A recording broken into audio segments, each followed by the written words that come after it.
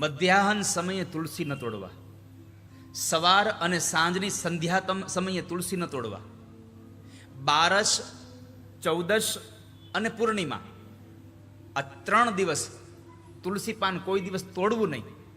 જે માણસ સંધ્યાના સમયે રાત્રે સૂતેલા કપડાં પહેર્યા પછી સવારમાં કપડાં બદલા વગર જે માણસ તુલસી પત્ર તોડે એ માણસ અપવિત્ર બનીને તુલસીનો સ્પર્શ કરે, તુલસી પત્ર તોડે. બારસ, ચૌદશ અને પૂર્ણિમાના દિવસે, વ્યતિપાતના દિવસે, આવા દિવસોમાં જે માણસ તુલસી પત્ર તોડે એ તુલસી નથી તોડતો, ભગવાન વિષ્ણુનું મસ્તક કાપે છે. પરમાત્મા વિષ્ણુના મસ્તક કાપ્યા બરાબરનું પાપ ભોગવે છે. દ્વાદશીના દિવસે માણસે તુલસી ન તોડવું જોઈએ.